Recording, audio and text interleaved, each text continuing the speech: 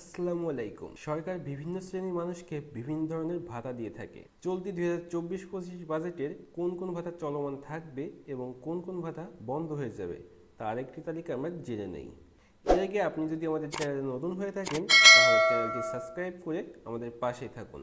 নতুন অন্তর্বর্তীকালীন সরকার আসার পর থেকেই বিভিন্ন শ্রেণীর মানুষের মনে এক ধরনের প্রশ্ন রয়েছে। বিগত সরকার মুক্তিযোদ্ধাদের যে সকল ভাতা দিয়ে থাকতো তার বর্তমান অবস্থা কি হবে। তার আগে সর্বপ্রথম আমরা জেনে নিব মুক্তিযোদ্ধা মন্ত্রণালয় থেকে যে সকল ভাতা দেওয়া হয় তা হলো বীর মুক্তিযোদ্ধাদের সম্মানী ভাতা, যুদ্ধে আহত এবং অন্যান্য বীর মুক্তিযোদ্ধাদের ভাতা, খেতাবপ্রাপ্ত বীর মুক্তিযোদ্ধাদের সম্মানী ভাতা, বীর মুক্তিযোদ্ধাদের বাংলা নববর্ষ ভাতা। এছাড়া আরো দেওয়া হয় বীর মুক্তিযোদ্ধাদের মহান বিজয় দিবসের ভাতা, বীর মুক্তিযোদ্ধাদের বিভিন্ন উৎসব ভাতা। উল্লেখিত এসব ভাতা 2023-24 অর্থবছর পর্যন্ত দেওয়া হয়েছে, কিন্তু 2024 থেকে নতুন অন্তর্বর্তীকালীন সরকার আসার পর থেকেই সবার মনে যে প্রশ্নটি রয়েছে সব ভাতাগুলো দেওয়া হবে কিনা, সেটির জন্য বলবো সব ভাতা দেওয়া হলেও উল্লেখিত প্রত্যেকটি বিভাগের তালিকা সংস্কার করা হবে, অর্থাৎ সঠিক যাচাই বাছাইয়ের মাধ্যমে প্রত্যেকটি ভাতা কার্যক্রম ও পরিচালনা করা হবে। তবে সর্বশেষ তথ্য মতে